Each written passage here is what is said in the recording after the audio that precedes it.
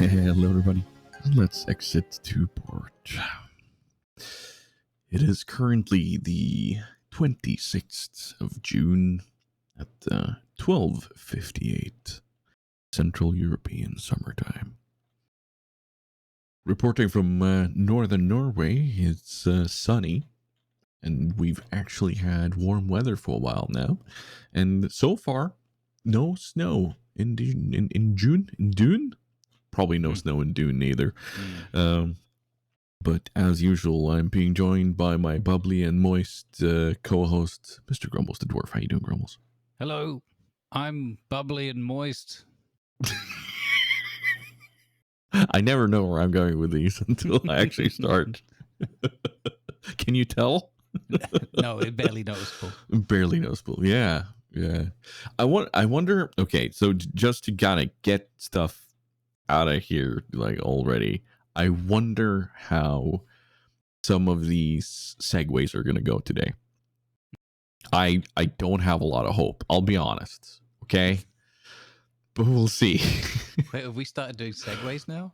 Yeah, apparently, and apparently we've been nailing some of them for a while.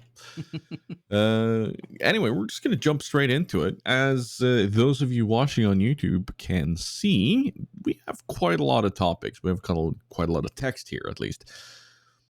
And oddly enough, for once, we don't really have all that much gaming content.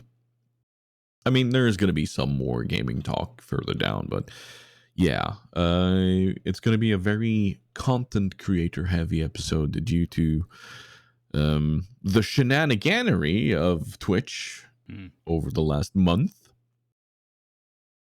It has been it's been interesting being a content creator on Twitch. Let's just put it like that. But first and foremost, I want to talk about a few games and a few other things that have been going on in the gaming sphere. One of the more notable games that has recently had a launch was Diablo 4. For those of you who played Diablo 3 and was part of that launch, you may have remembered just how bad that launch was. Like, that was atrocious. We're talking errors left, right, and center, and so much lag. And Diablo 4 has had a wonderful launch, and it actually felt very smooth. Few hiccups there and here and there, but nothing due to the launch itself. We're talking mostly bad optimization because they don't know just what kind of drivers are out there and everything. But this is something that hits all developers. But honestly impressed by the launch of Diablo 4. Not too keen on the way that they chose to do pre-launch. Well, not pre-launch, but early access for people who bought in on that. It's it felt like a cheap way of getting a tiny bit more money. Of course, I'm one of those that gave them a tiny bit more money. But yeah, that's beside the point. Take my money for early access, but also know that I'm wagging my finger at you sternly. Honestly, if it hadn't been for the fact of how well they presented the game and what I saw as we got closer and closer to the launch, I might still have been sitting on the whole, yeah, Blizzard, you need to learn. You need to do better before I buy your game again. And I know a lot of people are boycotting it, but that's for a different time. But no, it's Diablo 4. Kudos on correcting just how horrendous Diablo 3 launch was. Then again, Diablo 3 also turned around and became a very good game during its lifetime. It's still up and running by all means, but yeah, it's cool. It's cool, and I'm looking forward to seeing what more they can come up with. Have you looked any at Diablo?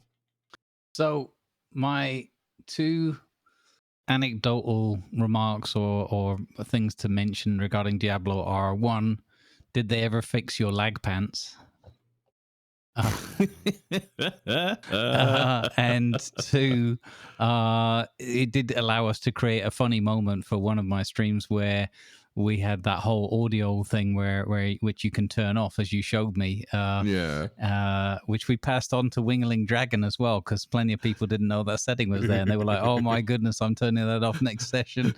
The whole like you're not ready with your powers yet. So I created a soundbite that was just me saying, "I'm not ready yet."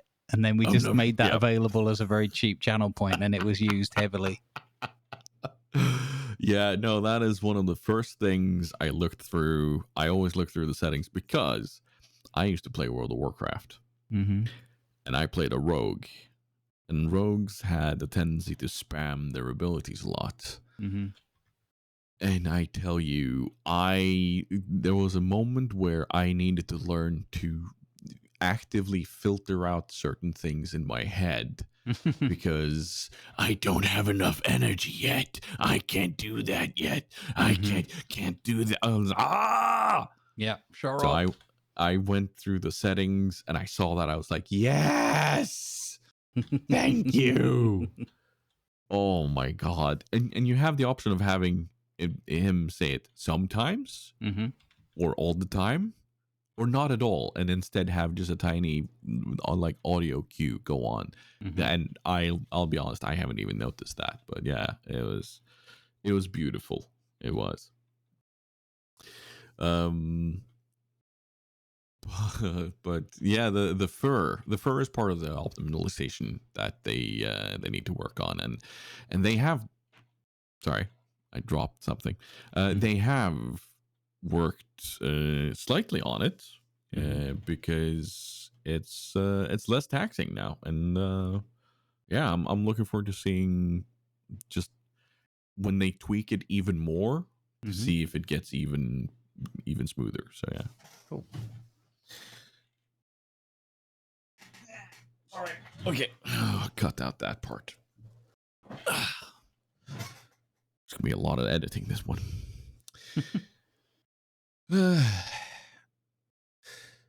Moving on to other games that have a tendency to keep us all hooked for a long time, just by the nature of how they do things. Free-to-play games have a long time been at the mercy of the people playing them, because you don't buy anything to start out with. You don't buy a package to be allowed to play. You don't buy a $60 game or whatever in order to play it. You download a free client, you log in, and then you play. So free to play games need to be almost predatory in their use of psychology. And one of the big things that humans suffer from is FOMO, or fear of missing out. You're probably familiar with this feeling, Grumbles, as we both have touched on free-to-play games throughout the years. What is your latest memory of kind of going, oh shit, I can't miss out on that? Yeah, it was when you mentioned it in the AE tutorial meeting. I was actually racking my brains a bit. I actually don't have a straight up answer. I will think on it, and when it comes to me, I will interrupt the flow of the podcast and let you know. Yeah, I suppose funnily, I get more of that sensation when there's like a community or roleplay server or activity starting up, and I'm in the middle of something else, or I'm just wrong timing.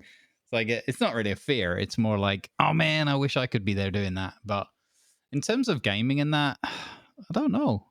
maybe some. I guess there's a small element of that of like battle pass things and whatnot, but Mm-hmm. overall, I don't. I guess it's because I get most of my gaming enjoyment out of streaming and just experiencing the game together with the community. So Mm. it doesn't hit me. Maybe some years ago when that wasn't the case, I probably didn't necessarily consciously recognize it, but there's probably an element of like wanting to carry on grinding something, or things like, oh, you've got premium time in something, you want to make the most out of that.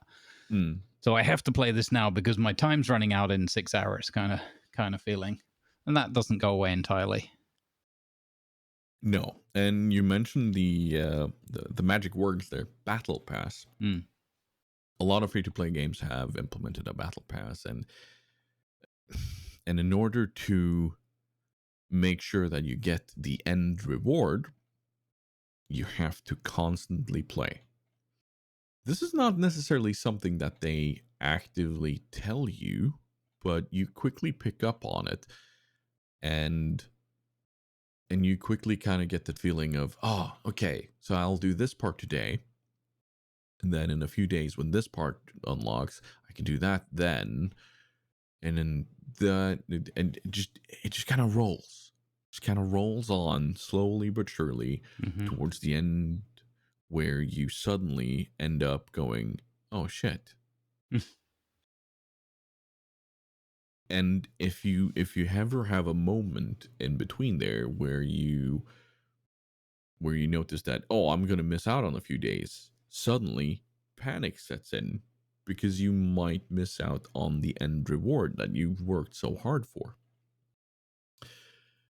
And I've recently had one of those moments where I had to sit down and look at myself in the mirror, Mm-hmm.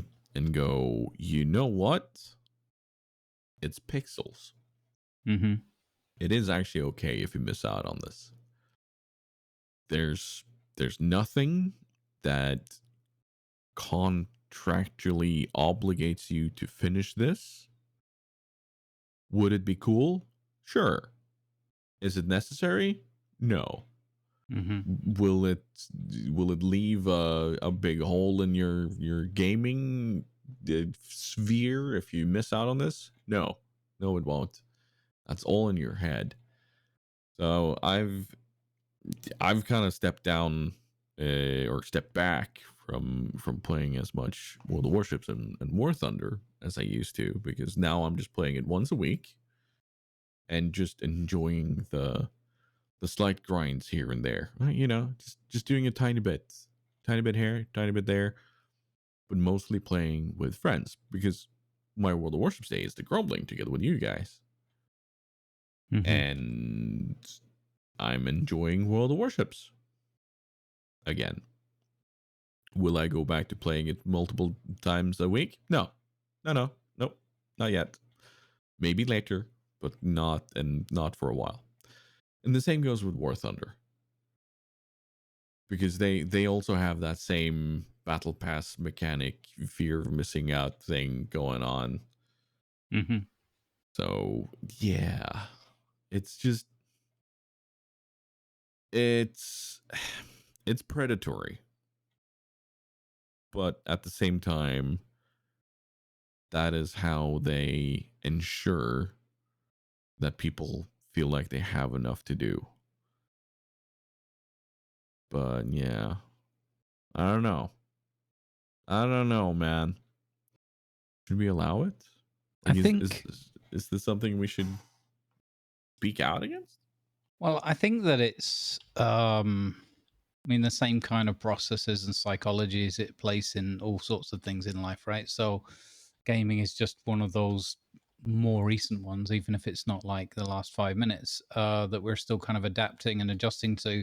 And I think that's why it's important that there are certain safeguards in place, for example, with regards to age restrictions and how children are, have things marketed to them and that. But, that's the same in any aspect of generally of life and consumer uh, um, content, physical or otherwise. I think that what's a little bit dangerous is that some of the more subtle stuff and the repetition and everything, and that kind of almost fake enjoyment, like where you're tricking people into thinking they're enjoying something and they're really just addicted to it. So I think there's a fine line there. I think personally, I mean, I'm not a parent, so I can't speak from that perspective, but my concerns would be whether we do enough to educate and guide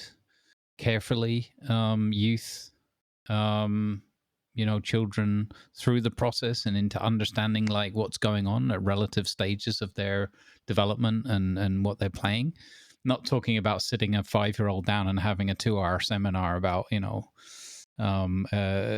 psychological addiction and things like that, but just at certain stages to have certain points where you could at least ensure that children are generally understanding what's going on and what might be influencing them. I think, though, also there's a tendency sometimes to overreact or to underestimate people and children's ability to kind of innately or naturally kind of conclude things for themselves and understand. But that's everybody's different. So that's my broader concern is not so much whether it's right or wrong in itself, but how it is. And of course, I'm talking about children, but that's not the only thing. We're all affected by addiction and these kind of influences to one or other degree. Like that's why gambling is such a challenge.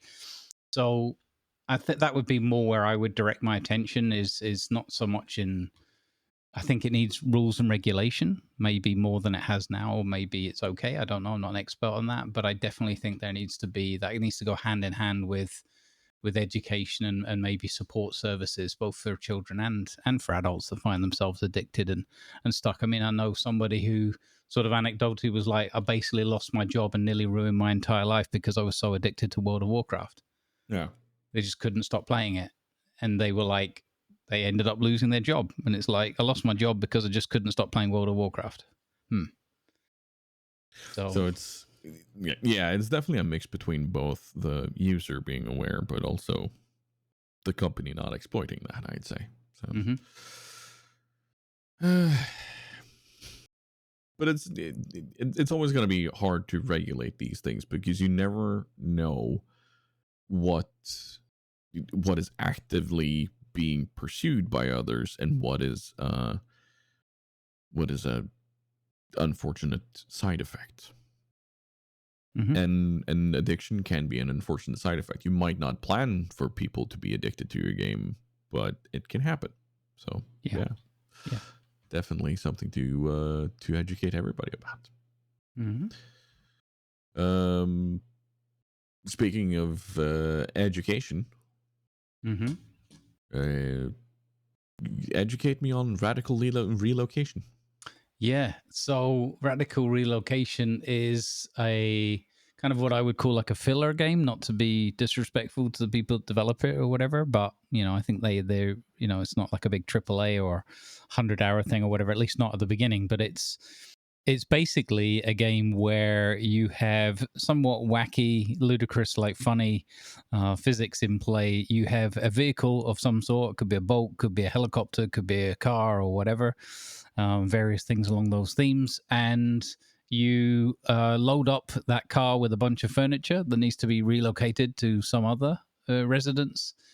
And off you go, basically. And as you drive along, you have to avoid obstacles and try not to go too fast around a corner or ignore stop signs and stuff like that. And 9 times out of 10, and not for me, obviously, I'm 100% record first try, but for a lot of people, a lot of stuff just falls off the wagon, so to speak, and ends up smashed and whatever, and you kind of fail the missions. And there's varying setups of like the standard one of like you're just against the clock, so you've got to get from A to B within 5 minutes and drop as little as possible, or in some cases it's like drop nothing, otherwise you fail. So it can be hilarious, really fun, to give you that feeling of like, yeah, I did it, and also that feeling of like, dang it, again. Okay, first try. And last thing for me, just describing it, there's also a Twitch So they have like weekly challenges and stuff like that, which is kind of cool. But they also have a Twitch integration bit, which you got to make sure you don't do that bit on the stream if you're a streamer, because it's got to use OAuth tokens and things like that, so that'll be visible while you're doing it. But once that's all set up, basically, chat gets to pick the sort of biome or the region you're in. So, like you're in the mountains with helicopters, or in a boat at a coastal area, things like that. They get to pick the map. It's randomly picks like three or four things to choose from, and they just do like a hashtag and a number for each go, and then it says pick the vehicle. And you can imagine how funny that is. Oh, look, we're going to give him, the boats to do, but he gets a canoe, kind of thing. And then it goes on to the bit, they pick some upgrades for you, so you can have like some ropes to tie items down to your vehicle so that they're more sturdy, and you can put items within items. So if there's a bookshelf is a good one. If you get like a vase or a football or a basketball, you can try and slot that into open areas within the bookshelf. So there's like little cunning tricks you can use.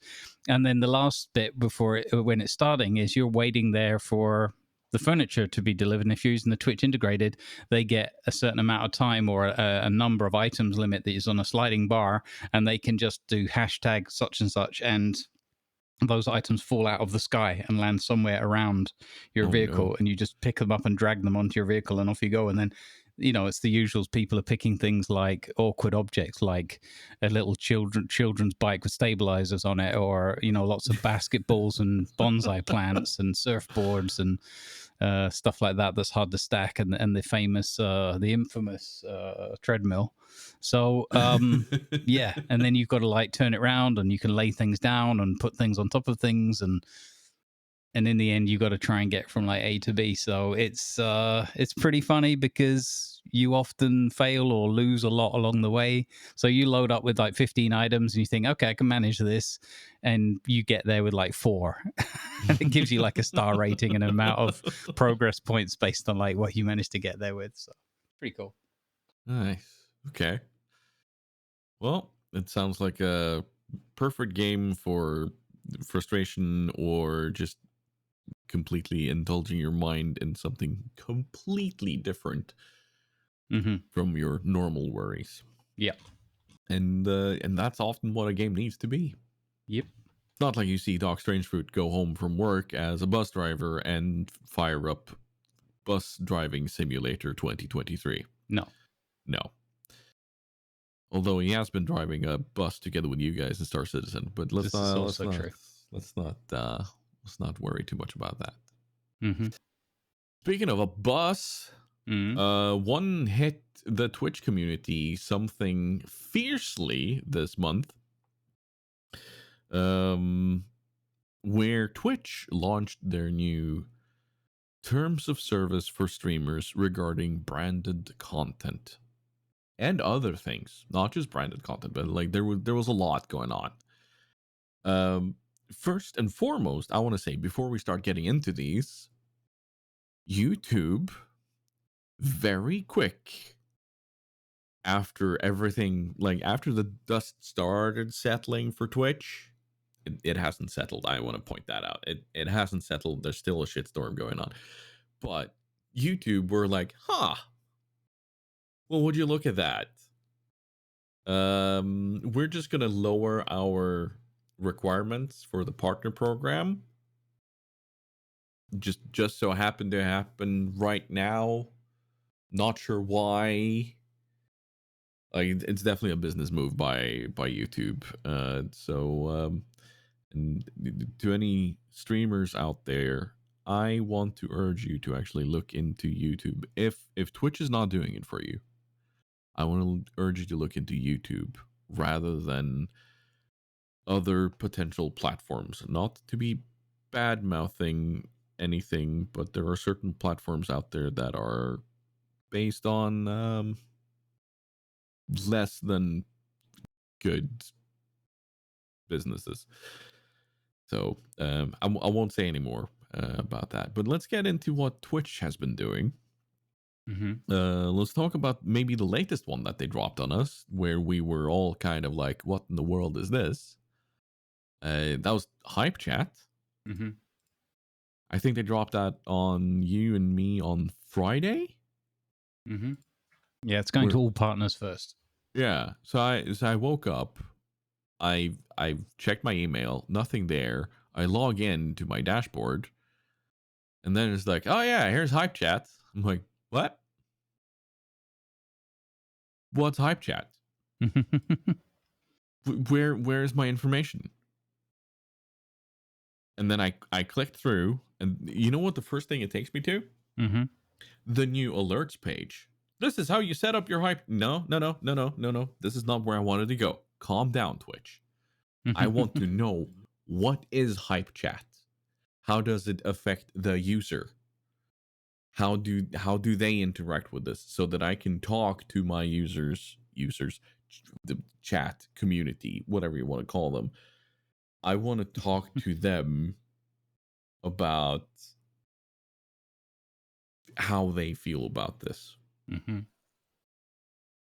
But no, they wanted me right in there to set up an alert for this.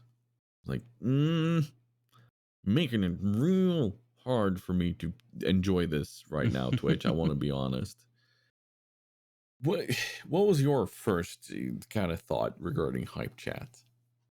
So I had a similar sort of experience that just sort of burst out of nowhere. I mean, they just launched 3 fairly prominent, or 2 prominent and 1 somewhat confusing new features in the space of 3 days. So June 20th, 21st and 22nd saw 3 new features in a row, which was, in itself a little bit tricky to keep up with. And my first reaction was, okay, like, just got the headlines of it, 70-30 split. People paying just to have a chat item posted on there and pinned.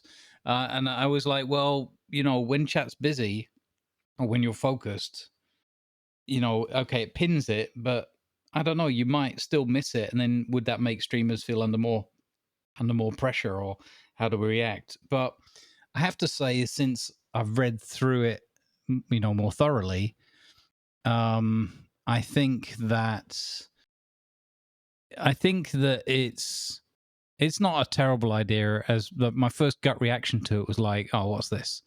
But if you look at the overall model, and you zoom out a little bit, it doesn't change anything with regards to the other subs or bits or anything like that. Obviously, there's an element of this that it's direct with Twitch, so that it's more beneficial for them rather than things like bits and things. I mean, 70-30 is a good split. The options that streamers have to like set higher values and things. I looked into more depth at the security features and auto modding and things like that are applied, and how the streamer and the broadcaster and the moderators can mute it or remove it if it's inappropriate and things like that. If a user gets timed out, it disappears instantly, things like that. So I think that there are it seems like it's been reasonably well thought out and sort of developed. I think this is the second time they've tried to bring this in. Not sure why the first time around it flopped. Probably just sentiment as much as anything. So and I don't know, when I, again, trying to look at the bigger picture of things, if they do struggle to make ends meet or please the content creation gods or whatever it is that they have to pray to keep existing, then I don't know. You could see it either as, why can't we just offer streamers, the bigger percentage cut? That's the one that people are always asking for. Ironically, usually people are asking for 70-30. Then they come along with something that is 70-30 right out of the box, and everyone goes, why isn't it 90-10 or whatever? But it really depends on how you look at supporting Twitch as a service and a platform. If you want Twitch to keep being around, we had a little bit of chat with this with chat the other day, just in a general context, and it's like, I mean, there is a position you can take where you can say, like, damn Twitch and whatever, and then, well, what if it wasn't there? Then your choices are, we don't do this stuff anymore, or you have to pick one or the other. From the limited pool of choices. As you said before, YouTube might be the most obvious and sort of easy one, and doesn't seem to have the same degree of negativity around it. I think partly that's because a lot of what Google and YouTube do in the background is in deeply in the background and not so obvious, like Mm, things like gambling and whatnot. Um, but so I don't know. I started with a kind of like, oh, you've kind of surprised me with this again with something that's quite prominent, and then and then looking at the cut on that, and now I've gone into a I'm not saying I necessarily fully endorse it, but I do see where they're going with it, and if that's a possibility for them to have a direct, cut that helps sustain their service and platform, it might be okay. And at the end, the people viewing have to make their choices of what they do with their money. So I don't know. I'll probably end up setting mine to some ridiculous high number, but I don't know. I don't even know. That was what I first saw people doing as a quick reaction. And now that mm. I've thought it through and read more about the, what it does and how it's sort of security checked and all that, I'm kind of like, well, it's like saying you don't want people to buy you gift subs or, you know, do any of the things to support you. And ultimately, we're very privileged, I suppose, or to be able to do entertainment and broadcasting as a way to make a living. That's that I'm not saying that makes life easy for everyone. That's not what this is about. But it is a privilege to be able to do that and to have people come and give of their own money and all the rest of it. Rather than a more traditional kind of like work for a big company that generates revenue via other products and services. So, and it's not that one is better or more correct or whatever, but I think you do need these services to be running and working in order for the whole thing to exist and function, right? So I suppose without having the data and having an insight into Twitch's finances and kind of what they're doing with that money and whether that makes sense, it's very hard for me. I don't want to take a position of like, oh, this is terrible and blah blah, because I do feel quite strongly that I like Twitch and that it exists and it gives us this opportunity to connect with people all over the world and put coffee and toast on the table from it, sort of thing. So yeah. Okay, but here's my question: Hmm. as a streamer Hmm. and as a viewer, why use hype chat as opposed to normal gifting through other means that often go through Stream Elements, Streamlabs, Ko-fi, and similar services that are now also secure? Because one of the main things that stop people from using direct gifts and tips, working very harder to not call it a donation because it's not a donation, but the tips that people could receive through PayPal could be charged back. However, with many of these other services like Ko-fi or similar, these tips and gifts can't be charged back, so that the user, in this case, the content creator, is safe. There's also more safeguards in place for the viewer to make sure that this is not a malicious thing being done for them by anybody else. There are more safeguards in place there. So why should the viewer and the streamer use a hype chat as opposed to those services?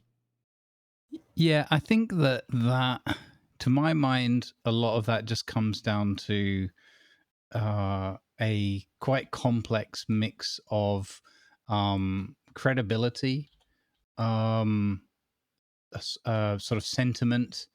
So, what do people trust? And even if we've had the internet for quite a long time now, it's still, kind of a scary place and a place where things can easily and quickly go wrong and get out of your control. So, in terms of theft of your credentials or somebody, hacking your account and things like that. So, I think it's I think that once those other services become more recognizable, it's kind of like the difference between saying Ko-fi or saying Patreon, right? If you say Mm. Patreon, people are pretty familiar with that. They kind of know what that is, and the biggest challenge you've got really is people kind of accepting that Patreon is kind of. It sounds weird, but it's like them understanding and accepting that you're basically offering your entertainment services via, or the opportunity to additionally support your entertainment services through that third party site. Whereas with being on Twitch, it's got that degree of credibility built in, which is obviously what they lean on, and why that leads to things like 70-30 and 50-50 and stuff rather than 80-90% or whatever, because it's not just about them having to earn the revenues and they have the costs of the back end. It's also to do with the fact that they know they can leverage their brand and the credibility that's come with them existing. 10 years ago, you probably couldn't have done so much as you could do now, because now Twitch has become much more synonymous and people are so familiar and comfortable with it. So yeah, I mean, financially for the broadcaster, the streamer, whatever you want to call it does make total sense to utilize the other services that give that take a smaller fee, essentially. Bearing in mind that there's other things that are pile onto that as well. So like my bank charges me fees for using, like, in air quotes, international or foreign services. So like if I use PayPal, Mm. even though I've got a PayPal Deutschland account and everything, I'll still get an additional fee from my bank if I use like the credit card to pay to back up the transaction from PayPal. So things are all like smoke and mirrors, because that's how banking and finance works. It's finance thrives on its ability to keep secrets and smoke and mirrors things, and unfortunately it's just the way it is. So the flip side is, going back to the point I made before, is if everything went to the streamer, which seems ideal for us as streamers, everything or like most of it, then potentially that's a loss of revenue for Twitch and therefore the service that we're sort of depending on. So it's all about this kind of pseudo symbiotic relationship with the streaming service. I mean, Twitch is still the de facto place to go if you want to do live streaming, right? And YouTube is the de facto place you want to go for VODs. We can argue it back and forth all day long, but ultimately that's probably how most people see it and understand it and consume it. So I don't know. I want Twitch to thrive and do well. I have this desire that Twitch would go in a direction of, let's do like an 85-15 or something like that, but let's try and push that out to everybody so that, you're just going to get that many more people coming in at tier 1 because they know that they're supporting their streamer. They know that they're also supporting the platform, and then the volume makes up for the difference in the cut. I think that the cuts are, again, this is without any insight or knowledge on the data of revenue and profit and loss and that of Twitch, but it strikes me as they're not in a confident position, because if they were in a confident position, they would potentially go in the direction of, let's make this way more favorable for the streamers because we'll get the volume from that. So that's kind of how I see it. Yeah. The hype chat for me is I'm way more cynical when it comes to what Twitch is doing here. This is them again creating a system for revenue. By all means, they need that, but they are also, with the recent changes to both branded content and other things, and the platform that they are working on to present content creators outwards to people, with with more labeled ads and more correctly getting people out there. or even taking over some of the presentation of the content creator to brands. This is like they're taking over more and more and almost becoming a manager at this point. And they're moving in on territory where content creators have had a lot of support from their community and others and other tools, and they're monetizing it in what I'd say is an unfair way. Like you mentioned, PayPal takes its cut. But the cut PayPal takes is 2% of every it's like it's a minimal amount of percent for every transaction, instead of and we're talking volume here. They have volume, so that part's that covered. But if PayPal took 30% of every of every transaction, you wouldn't be using it, would you? Yeah, but they are. I totally get the logic, but they are worlds apart in terms of what they are and Oh their yeah, purpose. yeah, definitely. I'm just saying that the way that Twitch are approaching this, that's what throws me off. Yeah, well, I think that's the point where we fully are align, and I think it's different words for the same sentiment and overall approach. Is, you know, if it was a 90-10 split, right, people probably wouldn't be inclined to bat that much of an eyelid. Certainly with the history, although it's hard to decouple these things from the history. But if Twitch suddenly went, okay, starting next year, January 1st, everything is going from tier one, but everything is just going 90-10. Have at it. Support all your streamers, support your broadcasters. Let's go, people. That would send a shockwave, right, through the whole segment, and affect all sorts of other, you know, service providers like Patreons and Ko-fis and all that. You know, that would just be a huge shakeup, but it would be a big gamble. I personally would hope and think it would pay off and that everyone would benefit from it, including Twitch. But who knows? And they're obviously not willing to take that gamble, or they've just done the numbers enough, and whoever's in charge has decided, nope, I don't care if some people perceive this as a bit of a fat cat position. I'm taking my 30 to 50% cut, and jobs are good.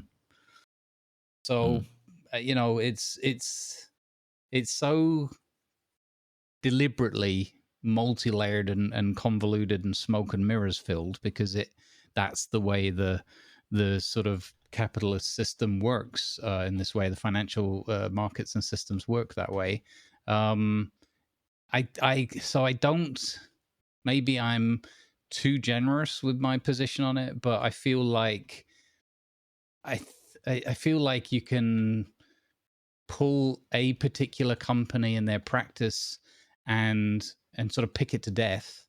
I'm not saying that's what you or others are doing, but I think overall there's a bit of a sort of a sentiment like that, where you can like almost overanalyze it without then zooming back out. You've kind of got to do a bit of both. You've got to zoom out and say, well, how does it work elsewhere? What are the big competitors, right? You've got Google, YouTube, that basically takes and utilizes all of your data against you, right, in some form or other, for someone else's benefit and not your own. It's sold to us as for our own benefit, but it isn't. And your data is the most valuable thing about you, you know, at least in the online context, but actually slowly creeping towards being more valuable than you even are as a person, right? That's very philosophical and far too beyond what we talk about here, right? So we can't picture Google and YouTube as the good guys in this, right? I'm not. Think, right? I'm not. I want to point that out. Then what are the other?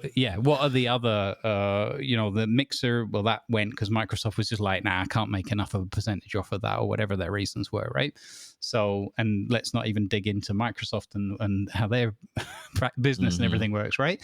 And then you've got Kick and you've got Rumble, so it's gambling industry and other industries and things that I'm not judging anybody, but may or may not have a more dubious background and behaviors and things. So it's like, and again, I'm not trying to say that Twitch is like the shining white knight or anything, right? But if we look at it as in context, this is the position that Twitch is in within this industry and this financial system that we move within.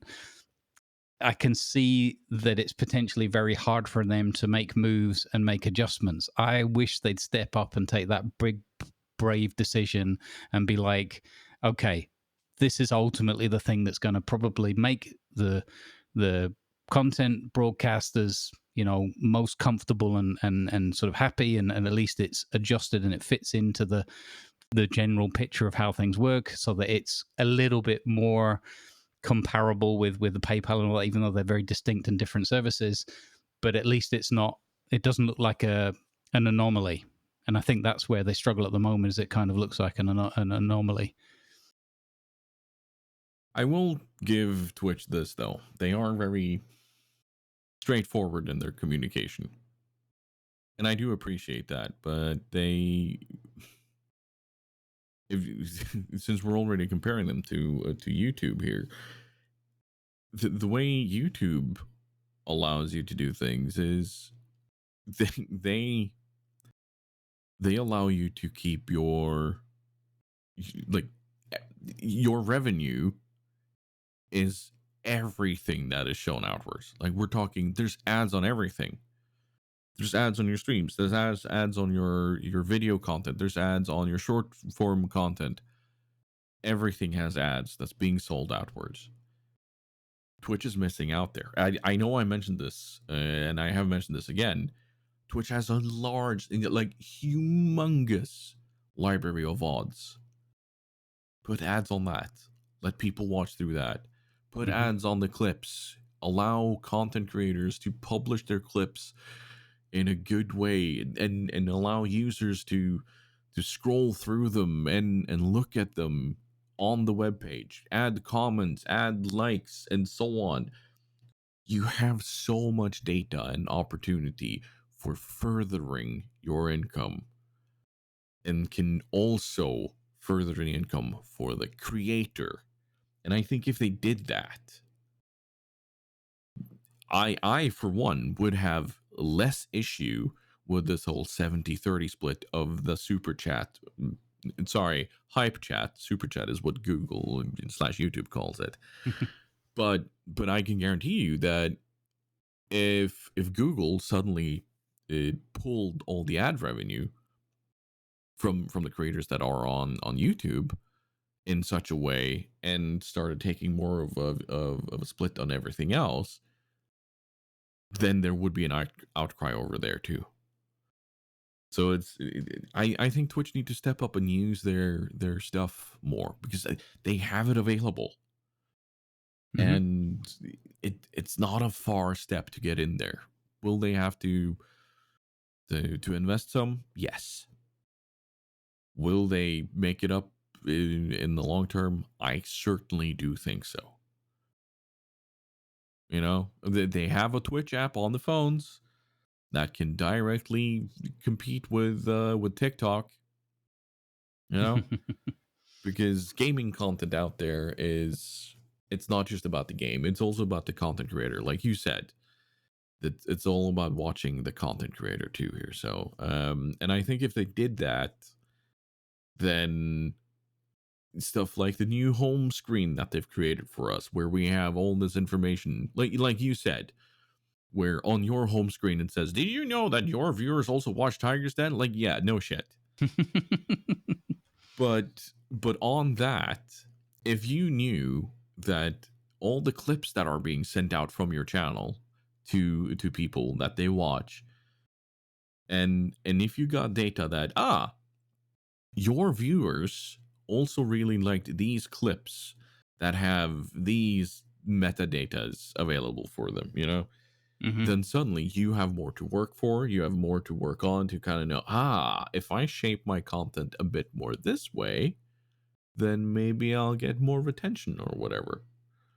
Yeah, I think And it's funny. There's a little comical irony in there for me, which is they go on and on about how they're all about communities, creating communities, building communities, bringing mhm, people together, and yet exactly the fact of the way they advertise did you know that your community also watches TigersDen just demonstrates that they don't understand when communities come together and operate together. I mean, we're yeah, two partner streamers, right? Together with Grumpy for the last 3 or 4 years, we stream every Friday together, right? uh-huh, It's like, so I've got this little part of me that thinks, how do you not know this? And how, or what about if you had your research teams reach out? There's not that many partners. What about if you just reached out to partners over time and said, hey, statistically, it looks like, do you mind us having a bit of a chat about who you hang out with and what your affiliations are with these other people? Because maybe we mhm, can do some things together. Or would you like to talk to us about why you did use I forgot what it's called now. We haven't used it for so long, the multi-streaming thing, and then you yeah, stopped using it. And it's like, yeah, because you split all our chats up and ruin our viewership numbers yeah, and confuse people in the chats. And they'd be like, oh well, maybe we could fix that and work on that together and make it a more fun experience for partners to, partner up and create more communities and broaden and strengthen their experiences together. And so it's like, it makes me chuckle a little bit that they're like, we're all about this, and then, well, you don't. You're the way mhm. you're approaching things and putting new features out there shows me that you're not all about that because you're not paying attention to it whatsoever. And and on top of that, there's another thing that they released was this Partner Plus program, Mm-hmm. which is a very, very weird carrot on a very weird stick, if you ask me. Because suddenly, if you're able to hold, how many subs was it? I think it was. I didn't even look into that one because I I just thought okay. that was a So I dead think it duck when was it launched. I think it was like 300 different subs. We're not talking gifted. We're not talking anything else than different active new subs. If Mm-hmm. you're able to hold that for 90 days or so, I can't remember the numbers exactly. But if you're able to hold that, then suddenly you get a 70-30 split. So Yeah, they're willing to do it, but only but for the only, 0.1%. Yeah, yeah, yeah. only if you have revenue that goes so and so far. I mean, that just seemed like a silly concept or implementation because basically the folks that have already kind of made it or are making it, Mm, notwithstanding their own personal circumstances and et cetera, but in a broad sense, the ones that are already there and won't starve if they have to take a month off and things like that, right? So again, these are very broad statements, and I'm aware that the individuals' situations might differ and all the rest of it. But overall, we basically say, "Well done for you. Here's a bit extra on top." Like, okay, so there's different ways of looking at it, but you could, in a simplistic way, you could say, so the ones that least need the help, you're willing to give some extra help to, mm, and the ones that might be busting a gut and doing everything they can and trying their best, and maybe it's not working, and that's definitely one of the hardest, if not the hardest aspect of this whole thing, is because you're in entertainment, and if people are just not entertained or not willing to support you or not able to, either way, it hurts, like, quite deeply, or it can. mm-hmm, You have to have a strong sort of mindset and whatnot to keep plugging away. So the ones that are doing that, which is nearly everyone, yeah, look at these other people who've made it. Look how they're making it even further, as if that's supposed to be like, cool, I'll change my socks and tomorrow I'll be XYZ or whatever his name mm-hmm, was. It's like, the world doesn't work like that. If you actually gave the people striving away and giving the 31 million viewers each week or whatever the number was on their page a reason to come to your web page and be there, which gives you a chance to make advertising revenue plus all the other split revenue, right? So in the symbiotic relationship sense, right? So give all those people doing all they can every day, sitting with their regular 3 people that come along and try and help them where they can. Give them all a lift rather than the ones that have already, you know, got the numbers and all the rest of it. So I'm not trying to make it into a sort of down with the elites and all the rest of it. I don't want to go that far, but it Kill the seemed like a silly bourgeois. idea to help Sorry. the people that don't really need the help, if that makes sense, right? So No. Like, don't get me wrong. I'm happy for the co-carnages and the others out there that will have a bit more predictability. And a tiny bit extra. Because do they deserve it? Sure. Do they need it? Not necessarily.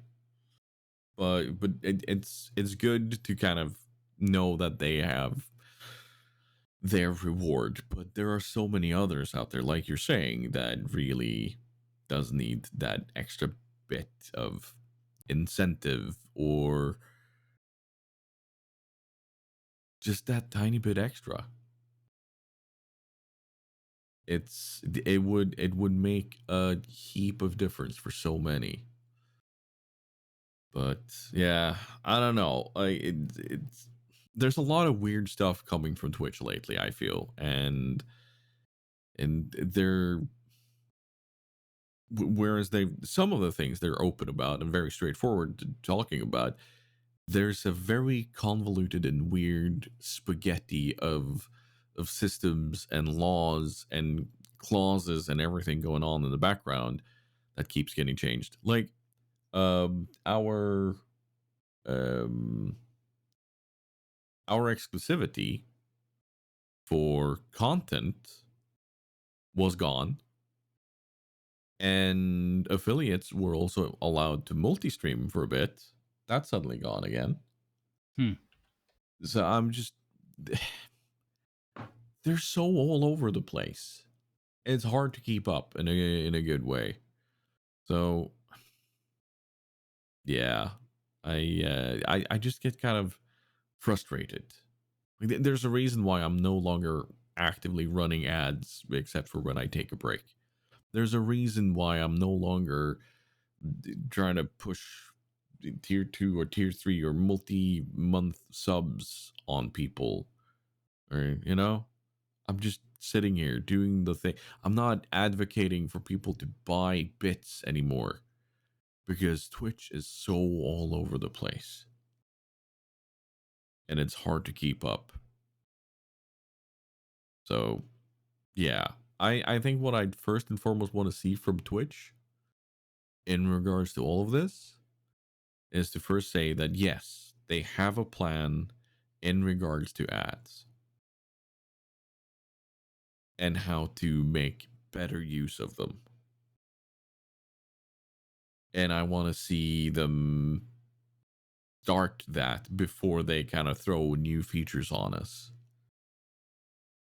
Because we don't need new buttons in our dashboard where we suddenly get a rude message of, oh, we won't show you that creator anymore if you dismiss it. Mm-hmm. You know, they need to slow down. They need to reach out to partners, not just ambassadors, because the whole ad or branded content debacle about not being allowed to have animated logos that are more than 3% of your screen. Yeah. Actually, no, the logos can't be more than 3% of your screen, and they can't be animated at all. But you can have the branded content in the background. So let's say you have a sponsorship with gaming energy product number 2. You can have all of their stuff filled up in the background behind you, and let's say you fill the screen with their logos because that is your camera. Yeah, Mm-hmm. it's there. That's allowed, but and none of these burn in. Burn in, by the way, means that they're done through OBS. Like they're added through a source in OBS or the streaming software rather than through the branded content that Twitch wants you to do. Yeah, it's basically all about the advertisers, right? Because Yeah. that's where they're getting their huge chunks of money. You know, again, it's yeah, I don't know. We got to be careful of the time because this is a really good and healthy conversation. But I, yeah, I mean, they just clearly need. Everybody knows that they need to sort out, their finances, and everybody knows that a huge part of that, maybe even the biggest sort of lifeline part of it, or at least the way they perceive it to be, is about advertising revenue. So they're Yeah. doing, and the content classification stuff that's just come out with these new, more granular labels and everything, is, obviously for security of the viewer and all that, but it's also in their own text patently about advertisers, because advertisers can be incredibly fickle and they simply won't advertise. Like you and I stream a lot of the similar things and have, Mm. broadly like our shared community and viewership and this kind of thing. But if I'll put it this way, if you're a little bit more profane than I am with your language, not to say that you're vulgar or anything, but you just swear more than I I do. do. Some I do. advertisers will just simply say, "Yeah, we'll put Coca-Cola or whatever on his, but we won't put it on his," because they're Yeah. just that's their prerogative, and that might be on their list of advertising and revenue charts and whatnot, the ones that they really really need. So you know and that's why people sometimes you'll see these other discrepancies, not to dig up that old can of worms, but with the advertising revenue month on month, because we Damien and I had a really good few chats about this, but like basically playing the same game, doing the same thing, and yet seeing completely different results from what was offered. Not talking about what finally happened or viewerships or anything like that, but just and that was one of the factors, is simply because advertisers just won't advertise somewhere else with certain other keywords or types of language or Yeah. whatever people do. So it's and all that stuff is clearly for us a complete mystery, because in terms of actual facts, because they would never share that, because that's their business livelihood and things like that. So I kind of get it in that that's what they have to do. I wish that the language and the communication, whilst it has gotten a lot better, they're often a little bit slow with the communication, or in this case they hit us with 3 features in 3 days, Mm. one each day. It's like, come on, guys. And I totally agree with you about the use the ambassadors for sure. They should be a must as part of their release process, but then you should use partners, or even by country, or however you want to do it, or at least a portion of them randomly selected, to also have like a second stage of testing for things before they go out to everybody.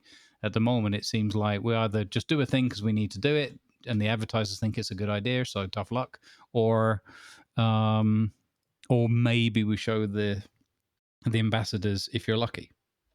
Yeah.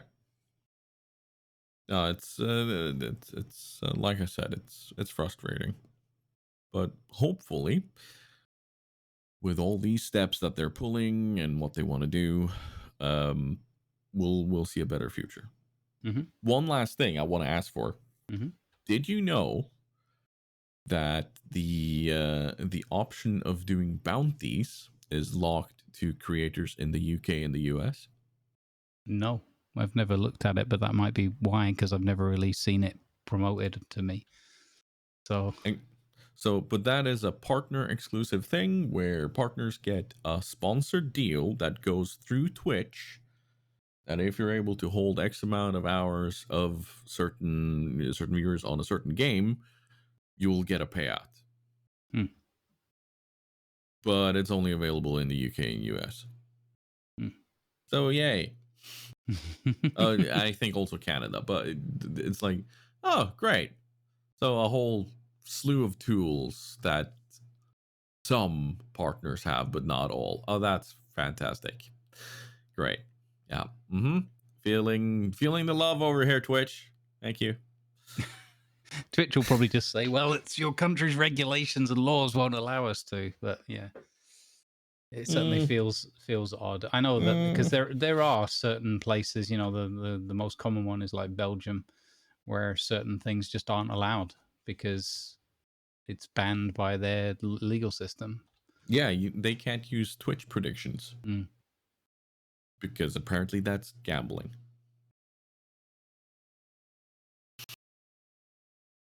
Yeah, you know what? Yeah, no, that's a different conversation. And it's very simple. We need to know our role. Yay! Know your role. It just gets better and better. It's so bad. Yeah, it's so bad it's good though. Now we can't ever axe it because people will be like, "What? There'll be a riot." Yeah, no, we'll have to whip more dead horses. Nice. There you go. There you go. Anyway, it's time for Know Your Role, where we have a tiny few segments. I actually, just before you start,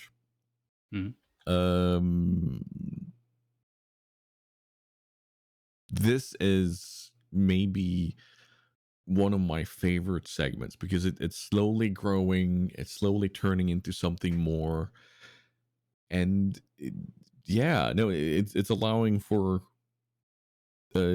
different outlet, you know, as a DM, as a player, as an enjoyer of role-playing games and role play in general.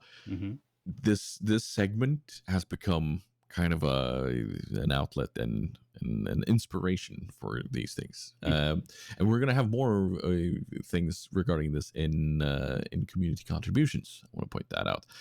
So it ties heavily in there. So thank you to everybody who contributed for that. Anyway, let's start with a new system that I've never heard of, that we talked a bit about in the editorial meeting. Hey.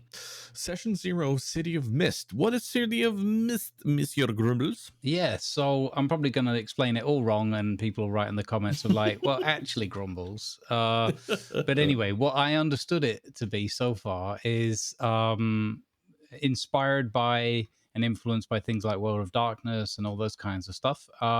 This is a heavily story-driven and themed role-playing experience where you know, dice rolls and things are less called for but still relevant, where you operate as a character in a world, in our case a world that's kind of like a cyberpunk-esque type of thing, where there is a normal everyday kind of city life in that setting. People just going about, like my guy is sort of a not really an ex-cop, but like a police officer who's had a harrowing experience and has ended up just kind of having a few favors done for him, people feeling sad about how a certain job went, and he's landed himself a job as like a Columbo type or whatever, like a TV cop. So he's like a minor celebrity TV cop who's still technically an active police officer, but had like there's reasons. And so that's his. So he just goes through his normal life, just trying to live day to day and get by as that person would do. And then there is like the other half of the character as such. And the setup is that there is this mist, which is a veil between a world of mythology and monsters and magic and sort of anything goes kind of thing, that is pretty much veiled off from normal life. So people would just think things were like someone's imagination, or if you know, that was a gas explosion, it can't have been a dragon fireballing a building or whatever. And in our case, we're choosing sort of Greek and Norse mythologies. Essentially, you kind of pick like roughly these themes or these particular based on sort of real world or inspired by real world, and then it just it morphs a little bit into this kind of fantasy setting, or not fantasy setting, but this imaginary setting. And not everybody has. It's a little bit. There's an element, like a small amount of like Neo in the Matrix. Like you're able to become in tune with what's going on, but you don't fully understand it, and how the powers begin to manifest and develop over time. So as a player, you kind of influence that with some of your choices and guidance from the GM. But for the character, it's kind of like, oh, I can apparently grow wings now and fly from building to building. That's unusual kind of thing. But it's all again, there's all this sort of the veiled by the mist, so people don't really take it on board. And I haven't got too, we only had session 0 for this character and setting creation kind of stuff so far. But I just really like the idea of it. My fella Griff, this police officer turned TV detective, is with a bit of a disturbing event in his past, has got a theme of the mythos of Fenrir or Fenris. Ah. So there's this mischievous, monstrous wolf type mythos that is connected to him through the veil of the mist, but he and Griff doesn't really know how or why, but maybe just starts sensing little bits of it, a little bit like a Spider-Man gets bitten and then he can kind of cling to a wall, or his senses tingle and that sort of thing. So we've got to see how the Fenris kind of mythology starts to bleed into Griff's kind of daily existence and influence what happens to him in that world. So pretty excited to see how that's gonna pan out, and I'm looking forward to this idea of it's heavily. So you don't pick like a power, like a spell list, for example. You have themes, and the themes would be like give you certain sort of skills and things that you can utilize, and then you use those as part of your description of how you would influence a scene or resolve a circumstance. So as a TV cop, for example, so as a cop, I might be like, I'm like well trained, and that kind of thing. So I've got certain skills I can call upon in real world sense. And then as a TV cop now, I'm a minor celebrity, so I can call on certain skills or themes that celebrities might have, like a loyal fan base or people that might go the extra mile for you and things like that. So, and then it's how all those different things can be then just sort of interwoven into storytelling, and how you might I don't know, silly example, you're down on your luck or whatever, and you lose your wallet, or you're and then you just happen, and then you say, oh, you recognize one of your super fans just happens to be at the coffee shop across the road, and I'm sure no matter what, they'd want to lend you like your bus fare back to the station or something. You know what I mean? It's so you can just call upon those skills and happenstances to kind of influence a scene, like in a more mundane everyday world kind of thing. And then there's all the mythical and magical stuff on top of that as well. Okay, so you being tied to Fenris, you will have an inexplicable urge to pee on every corner and also light pole that you see out there, huh? Yeah, could be. Could be. Go. There you go. And then you get caught by a cop and you're going to get fined, but then you play the whole, well, that's a super fan of mine, so he lets me off with a warning. No, I mean, that's just a silly example because we haven't got into it yet, so I don't know exactly how far I can push it. But yeah, it just seems like really fun idea, rather than having like, well, there's this skill, and then if you roll this dice, you get this. And rather than that, it's more like, how can I call upon those and weave those skills and themes into why a circumstance or a scene might develop in a direction that's advantageous to my character. All right. Yeah. Interesting. What's the rolling system like? I have no clue. We haven't got anywhere near any of that yet. So I think it's pretty simple. I'm guessing it might be like D10s or, and just straight up like groups of numbers, but I actually have no clue because we didn't get anywhere near that yet. Okay. Going to be interesting to see or hear more about upcoming. Speaking of stuff coming up, you have some Conan shenanigans, and this might be a perfect opportunity of exploring more between two worlds kind of thing going on. As far as you explained in the editorial meeting, then you're gonna have some adventures with Ulan coming up. Yes. Yeah. And I thought, what would be a better way to overcomplicate things for my poor addled brain than by playing on not only one roleplay server, but two. Well, actually, one full immersive roleplay server, which is Nordheim. Fist of the Walrus and Co. started their servers back up. And then also, coincidentally, a week before that, sort of started pinging, or around about the same time, Cringer reached out and said, hey, got a couple of hour sponsored thing with Conan, but I'm thinking of playing it for a couple of days. Do you want to play along? And I was like, sure. And then I said, well, we should do some light role play at least, bit of Dingus and Ivan, or whatever other characters we come up with that essentially turn into Dingus and Ivan after about half an hour. And he was like, well, we'll probably play with our card as well. Our card doesn't do role play. And then he was like, so let's do it. Sorry, our card, if you listen to this.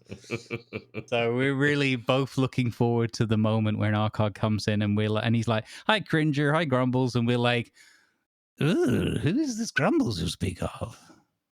My name is Ulan, yes.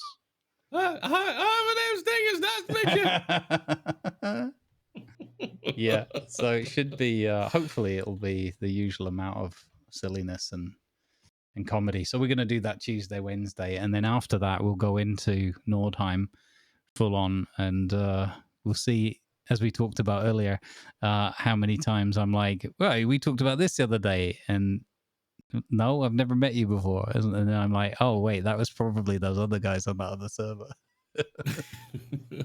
So Ulan is going to have a bit of a schizophrenic moment. Yeah. Brought on by his recreational use of magic. Yes, magic and mushrooms. And, yes, shrubbery and all sorts of things. Yes. Casual eating of shrubbery. There you go. Yeah. So it should be good. Why do I have this weird mental image now of this old gentleman that like almost in the Asterix and Obelix style drawing that jumps off his horse while riding along face first into a new shrubbery that's next to the road, going, this is new. No. Just you see leaves flying everywhere. That's what's in my mind right now. Yeah. And the horse standing there kind of, oh Jesus. Yeah, I don't think you're wrong. Not this again. That's the best part of this is why I try to build this into a lot of my characters, as I think we've talked about this before, but as a little bit of self-protection as well for my ailing faculties and memory. Is I kind of like playing goofy, if not, very, very mentally overextended characters because it allows me the occasional faux pas, like forgetting somebody. It makes me feel less self-conscious about getting that wrong, getting the person's name wrong or whatever, or just not remembering them. Yeah, it's fine. You were very drunk. I was very, very drunk.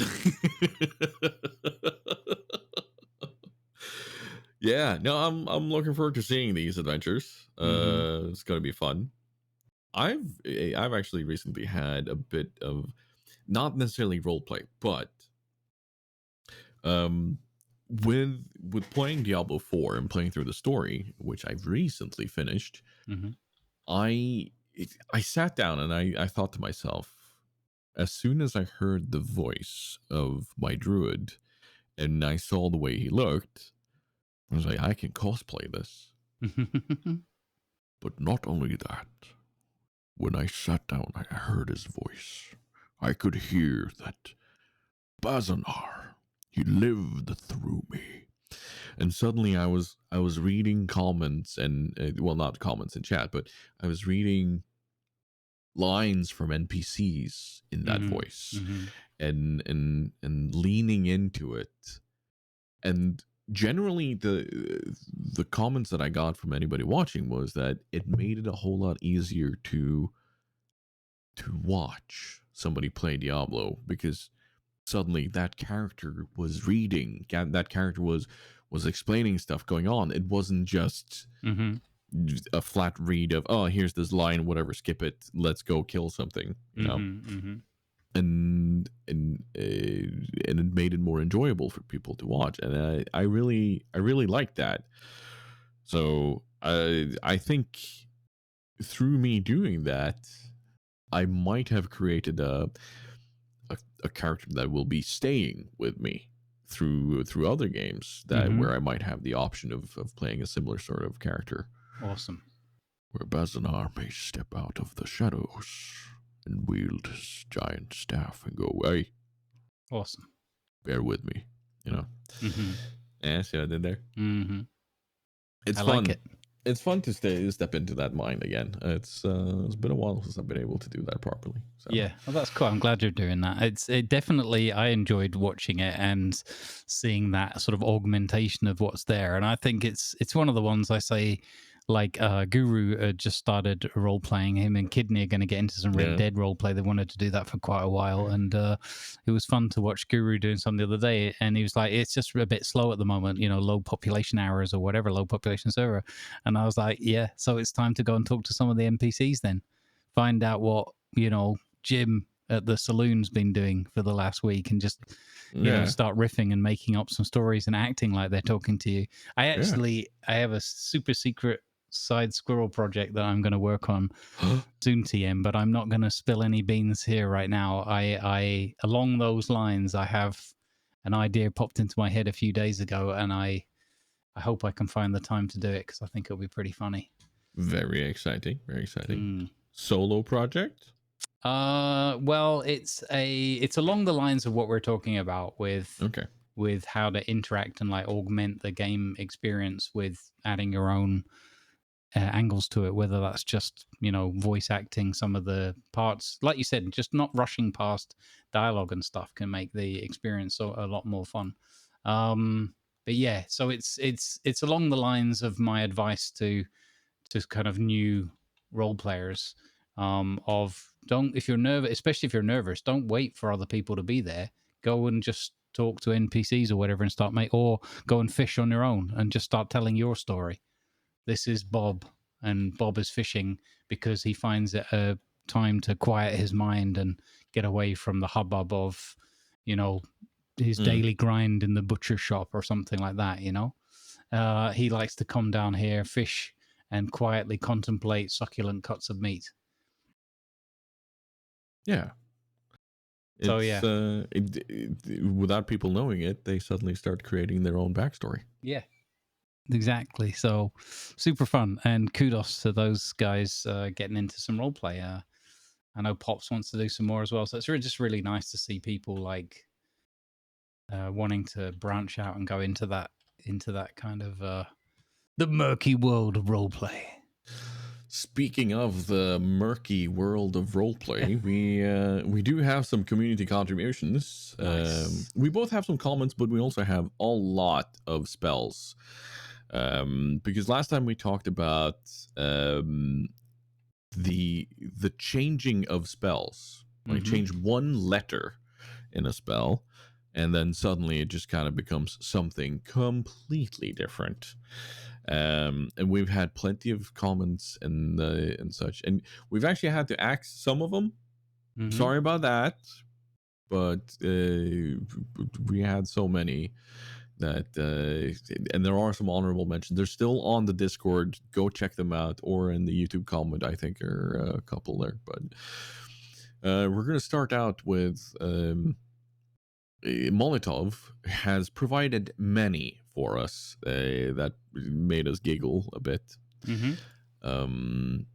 Let's start with this is more of a change of one entire word instead of just a letter, but Tensor's floppy disk, for those old enough to know what floppy disks are, which can go one of two ways, he says. Either it's a 3.5-inch floating square, which can carry 500 pounds, and if you fall unconscious, it disappears with all the items on it until you are revived and the items are recovered, much like kind of booting up and closing down a PC with a floppy disk on it.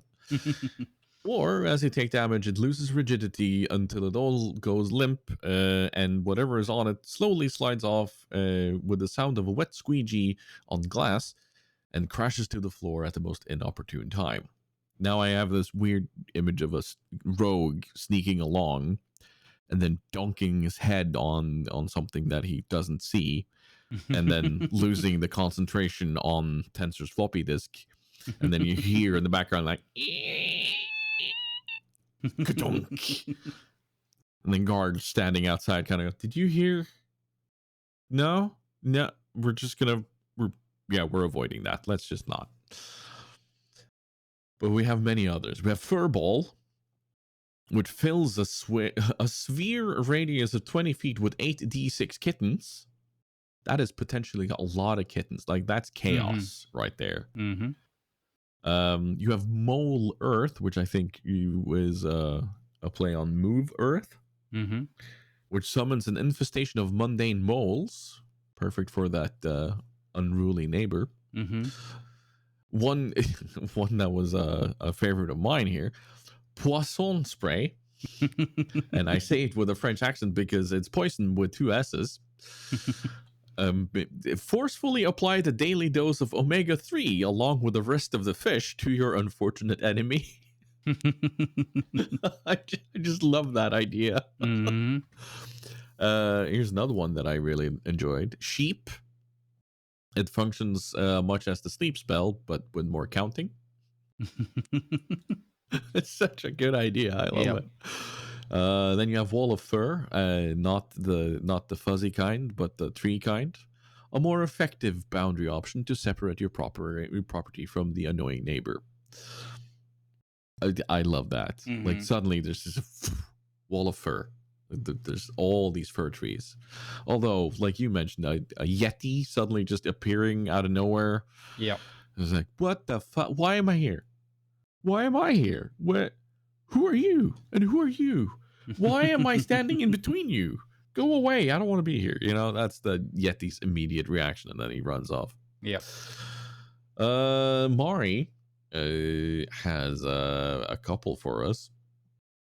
Through her comments, she has a very nice comment for us that I'm going to read first. Actually, she said last time, anyhow, wonderful episode as always. I'm just sad that I have so much commentary going on in my head, but I usually listen to this in the kitchen or the car, and by the end, I've forgotten what I wanted to say.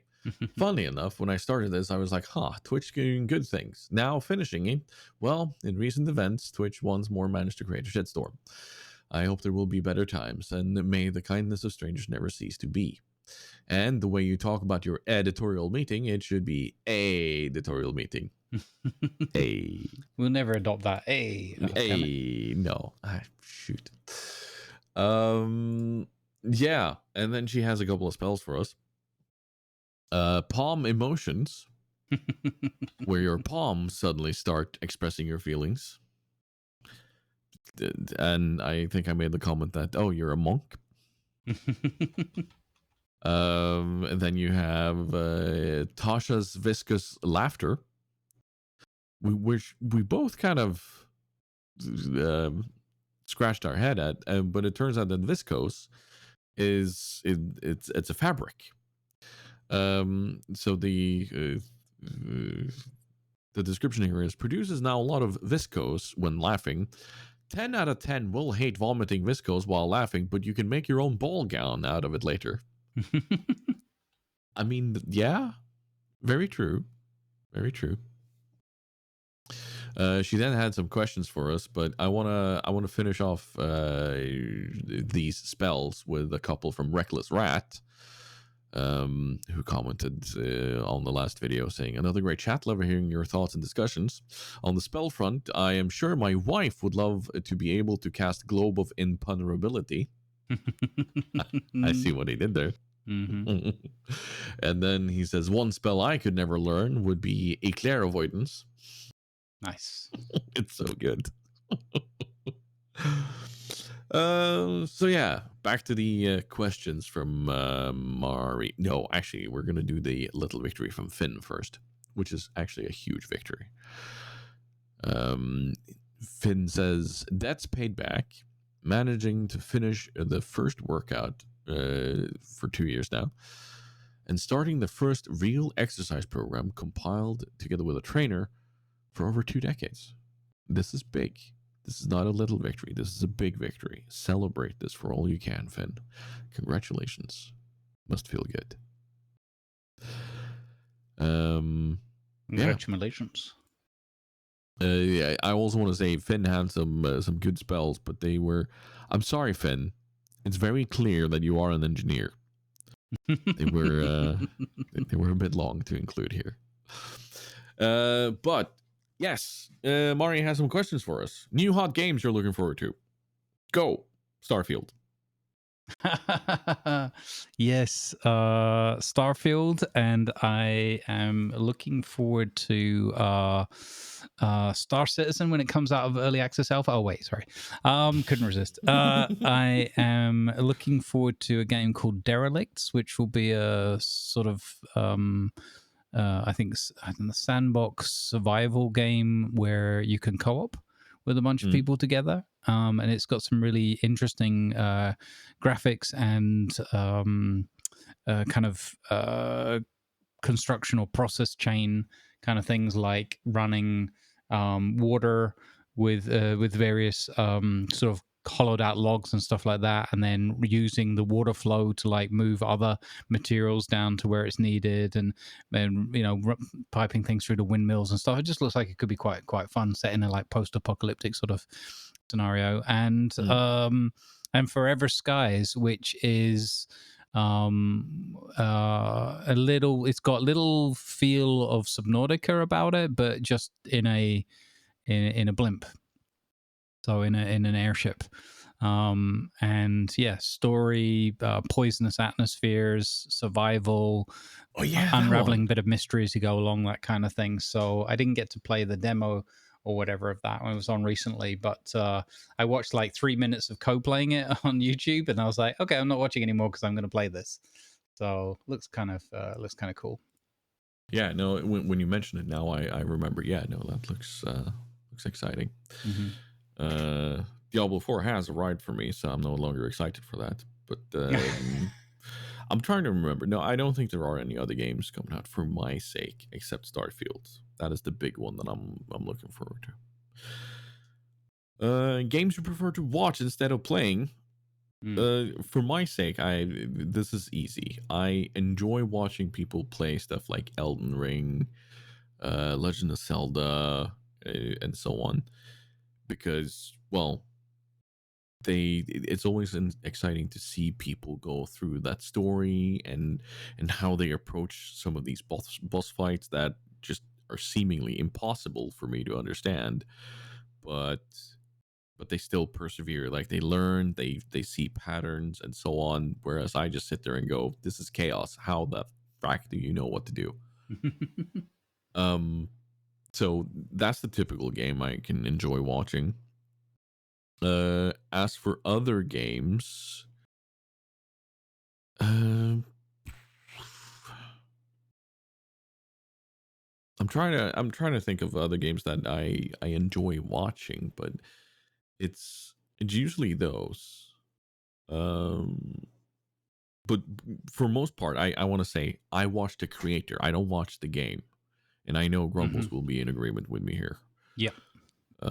So and you had a different take on this when we talked a bit about it. What's your view Yeah. on these things? So, like, as soon as the question was posed, I was kind of a bit stumped because, as we just mentioned, it's very much for me about like the entertainment uh, as a package, or like the broadcaster and the chat community and everything, more so than it is the game. In fact, a lot of the times I find myself, the reason I would step away from a stream or go more like lurk and just have it in the background is because there's a game on.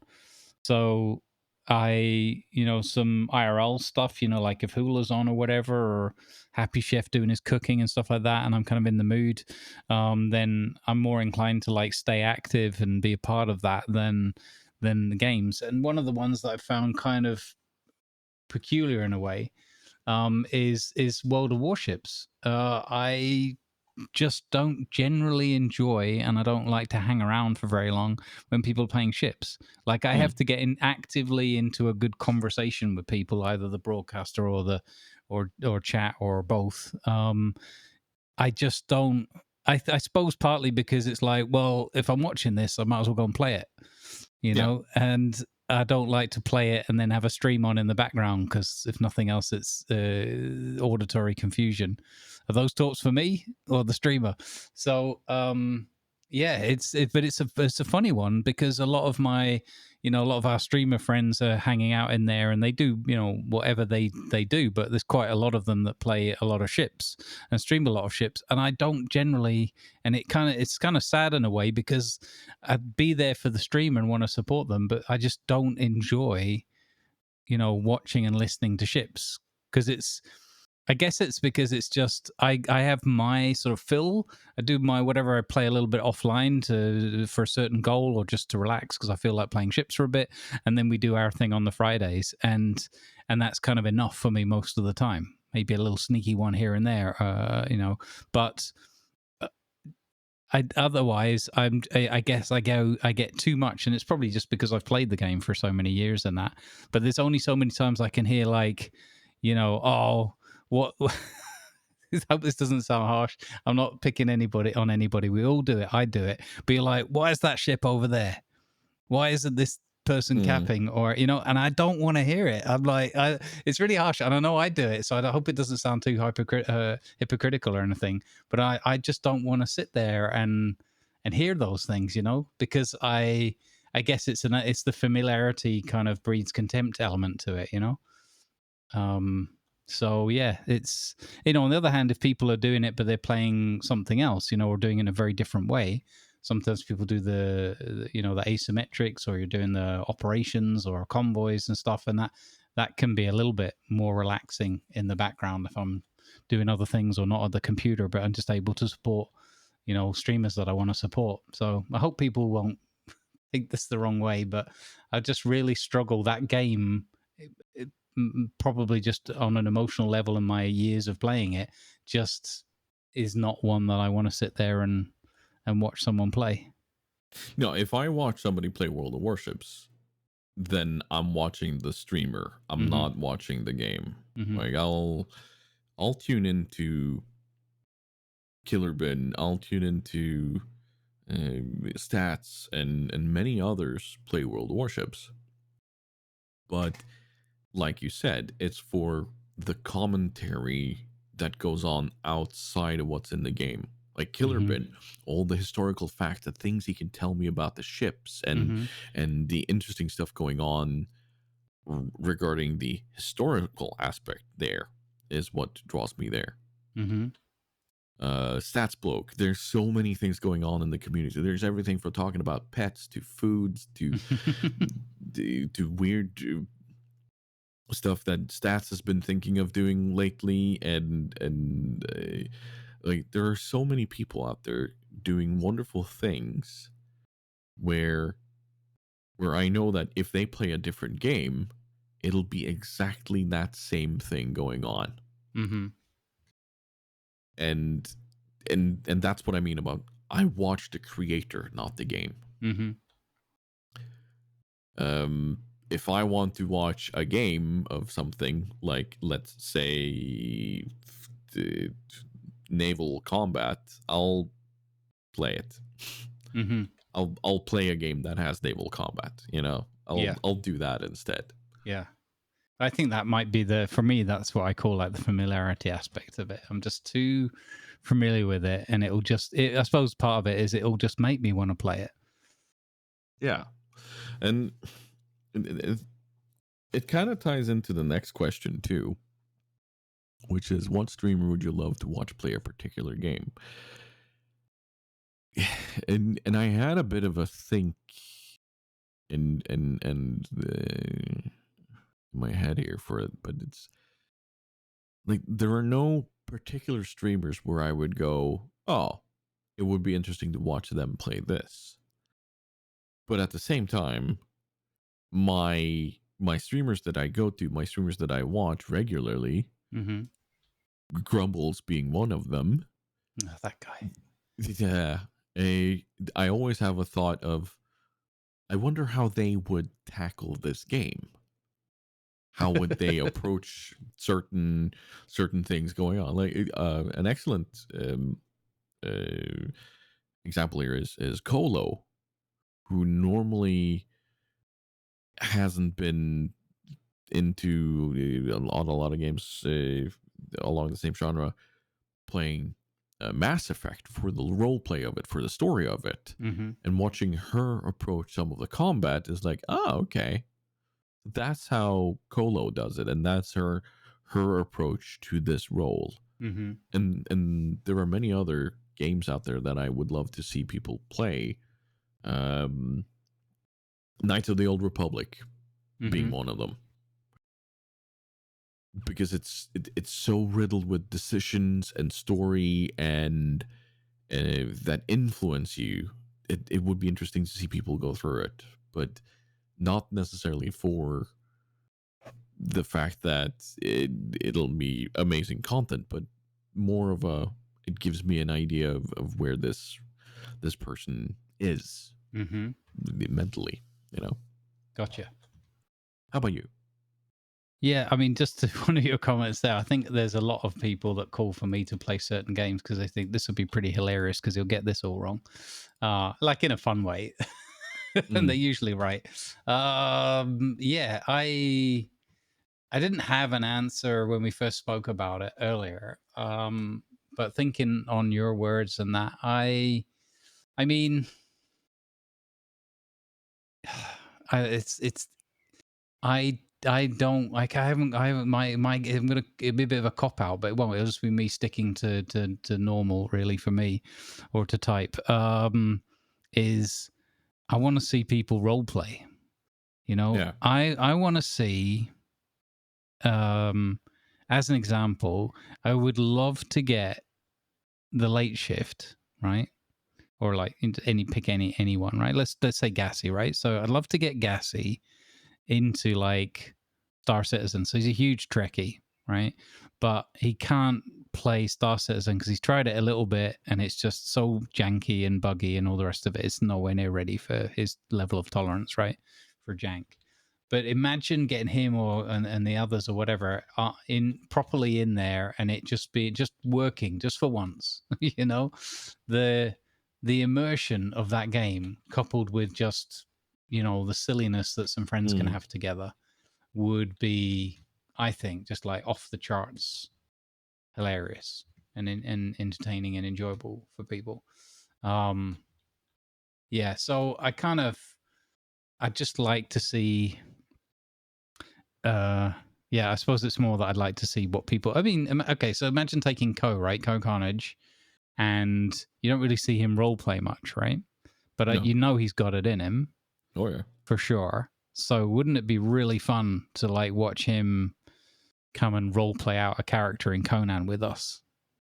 Or I think that would be hilarious because I imagine, like, I don't know the guy per se, but I just imagine he'd go like right off the deep end. Like, okay, if we're gonna do this, we're all in. Yeah, because Co goes all in. Yeah, it's what he does. Yeah. So, and I just think so. That's more my answer than is there a specific game?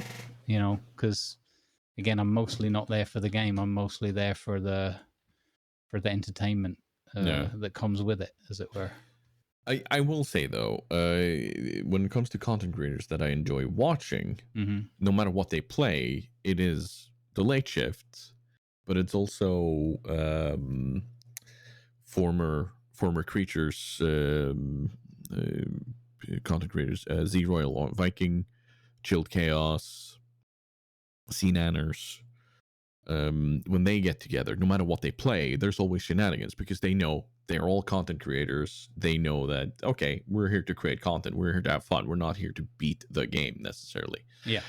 And I recently watched a video from Gassy Mexican where he played together with Venilus, I think it was Burke and Toast. And they played a railroad simulator of sorts. Oh yeah, yeah.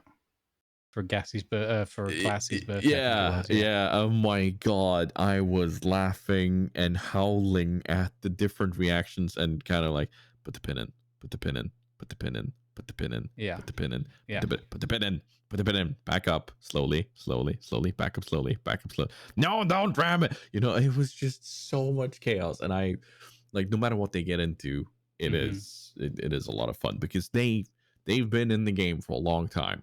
Mm-hmm. They know that content creation isn't, like I said, necessarily about beating the game. Mm-hmm. So, so watching people like Chilled Chaos play together with all of his other content creator friends play Among Us, Mm-hmm. where it's no longer about let's just murder everybody. There's a tiny bit of playing the game by all means, but you see them go off and use their proximity chat to talk about, okay, so hear me out. I have Yu-Gi-Oh cards I need to sell. Mm-hmm. How much are you willing to pay for these? And you see the other content creators instantly jumping on it and be like, okay, yeah, I'd be willing to pay this much for it. Mm-hmm. And then you have this huge conversation about that. And then in the meetings, where somebody has reported a dead body, Mm-hmm. they continue that, and they just kind of completely overshadow the fact that one of the players of the game is dead. Yeah.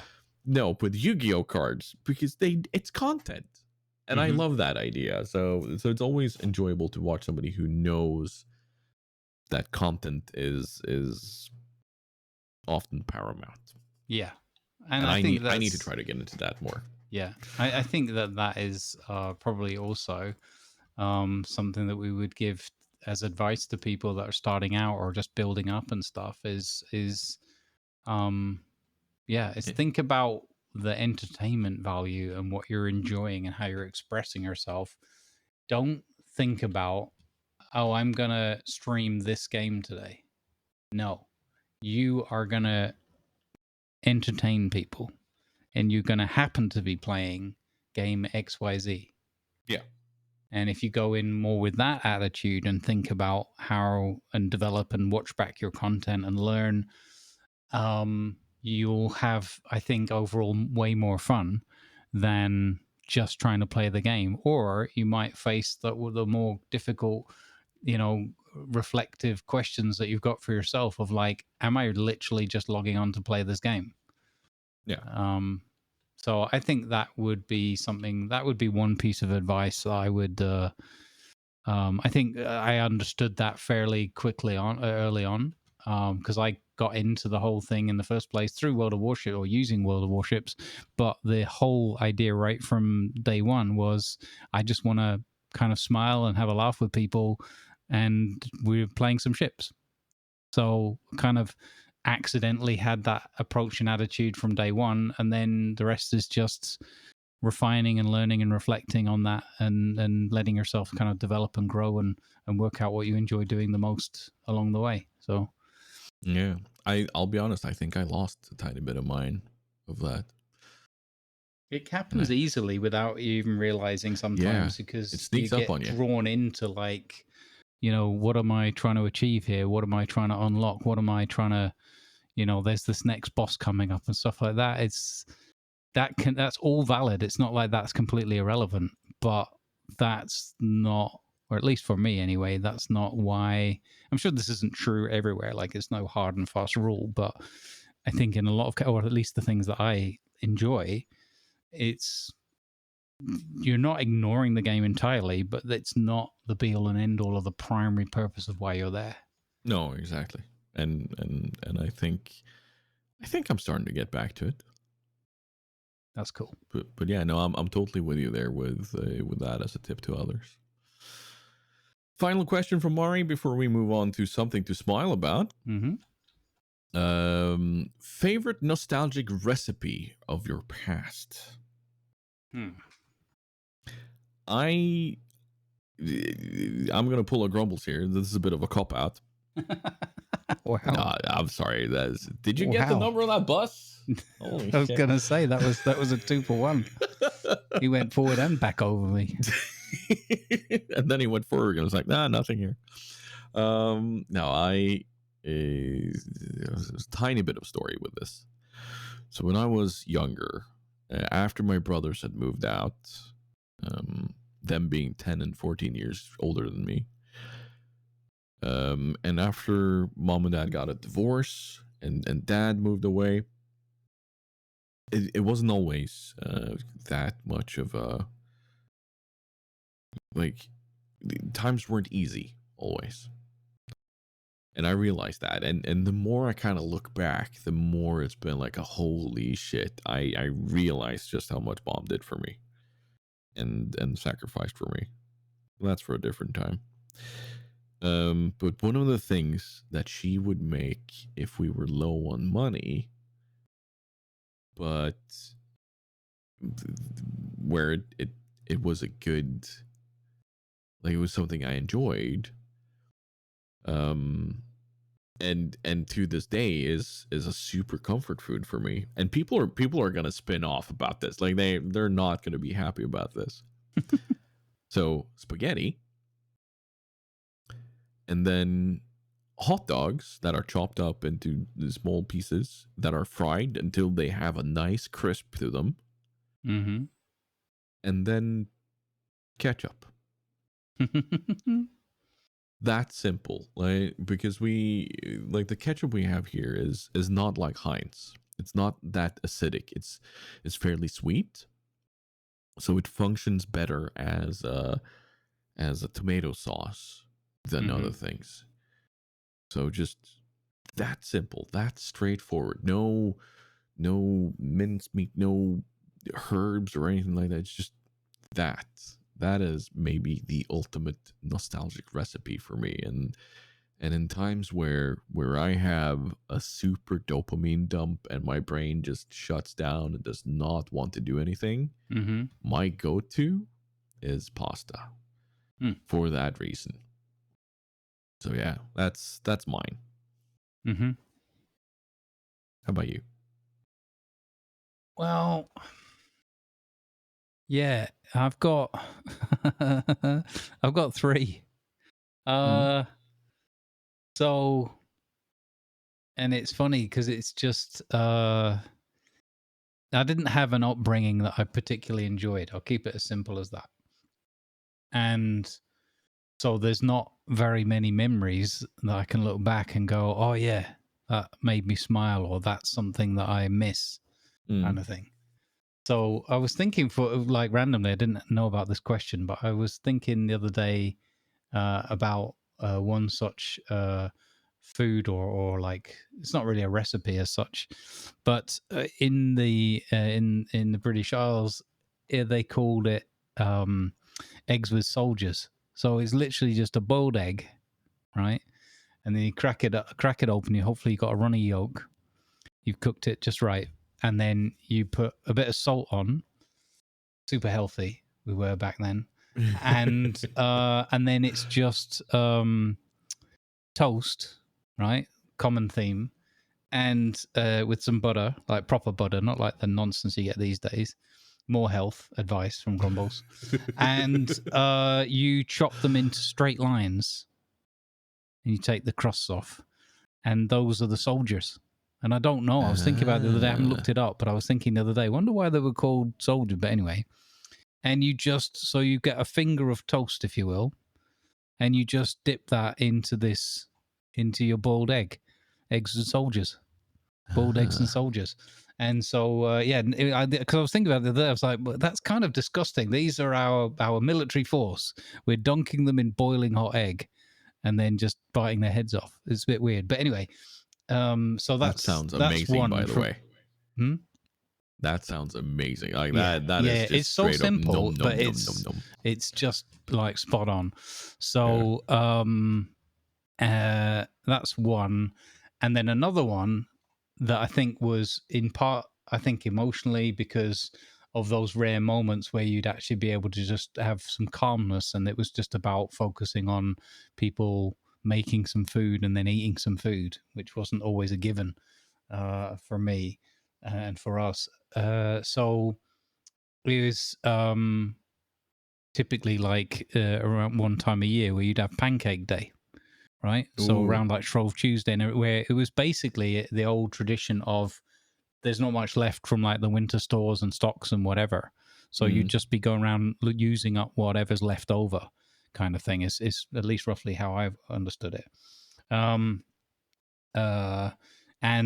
Yeah, so having that, and then just really simple, so a lovely batter, and then doesn't matter, you can have thick ones, thin ones, doesn't matter, slightly burnt, whatever, but then just a little bit of lemon, just fresh lemon. Oh, On so good. pancakes. So yeah, those are that. And then in my adult life, my I've got two now. No, in my adult life, the main one, the first one I thought of. Oh man, I was so screwed now because I've thought of two. But was a partner of mine at the time. She got really good at making chicken pie, and I'm quite fussy, and things like onions upset my stomach and all that kind of thing. So it was like, could we just have chicken pie without nonsense? So she got really good and made her own like recipes of like a really nice, like not uber thick, but like a thicker pastry. So you had a real like proper pie to it, not just like wafer thin and nothing there. And then like a gravy, that with their own secret ingredients and a bit of garlic and chili and whatever. Oh, nice. So like proper succulent, and then everything like the chicken all like pre-cooked and marinated and whatever, and then in this pie with this homemade gravy that was a little bit spicy but not too much, and like very flavorful and succulent, and then that just properly baked through in the oven as a nice pie, and those were to die for. So it'd be one of those like, it's Sunday, should we have chicken pie on Sunday? Yeah, okay. So the preparation work could begin like on the Saturday, and then on the Sunday there'd be chicken pie for 4, and then it'd be like, oh, mum and dad can't come. Oh well. Oh no. What a shame. Oh no. Yeah, oh no. How will we ever cope? Oh no, how am I ever going to stomach another portion of chicken pie? Oh no.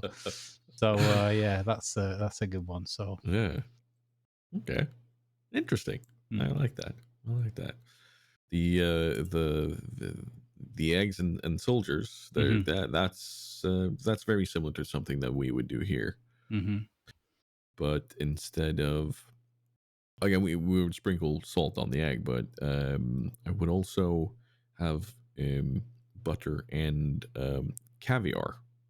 Oh, okay. On the toast, because it adds a nice smoky, salty kind of thing to it. And then I'm pretty sure a lot of people outside of the Nordic countries are now going, "Oh, caviar! Jesus Christ, you guys must have been rich." No. For anybody in Sweden, Norway, partially at least in Denmark, you know that caviar is a very straightforward, very simple stuff for your sandwiches and bread and such. It's yeah. it's not just the fancy. rest of the world paying too much for it. Yeah. Because we get our roe from other fish, not from freaking fish that has been to Mars or whatever. But yeah, I think we're getting close to rounding off, aren't we? I would say so. Yeah. And we're going to head off into the world with something to smile about. And I'm going to have you start this time. Okay. So mine is called Feed the World. It should have been Feed of the World, but I didn't think of it in time. And it's basically just the massive smile. And I swear to regular listeners that he's not paying me for these, or Tiger.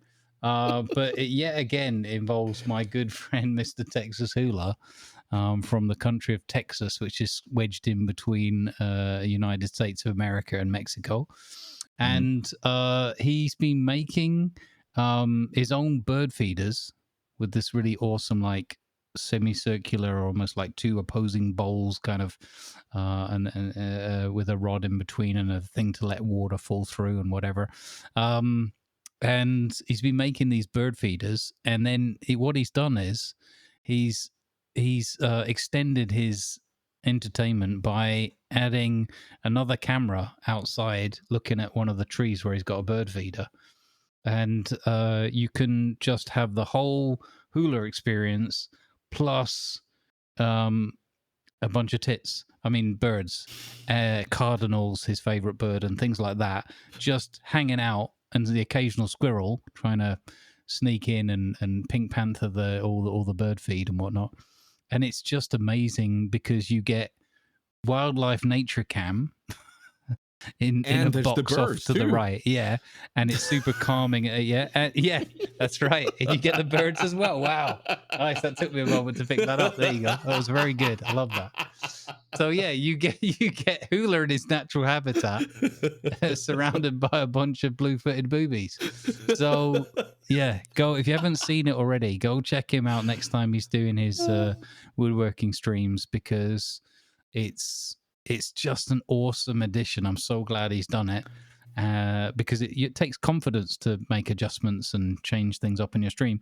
And then yesterday he did a shameless plug, but he did like a just hanging out in the garden, not being on cam and mic most of the time, but just chilling with the fam, but like a live from the north kind of thing, where it was just other multiple angles of bird feeders and different kinds of positions Nice. and types of food and whatnot for different birds and animals to come along to, and it was just chilling out in Hula's garden kind of thing. And I thought that was super cool. So Will there we you go. see live from Texas soon? maybe I don't know. I think that'll just be a picture of the road with the stop sign at the end that everyone drives through, and has Hula swearing at them as they go past.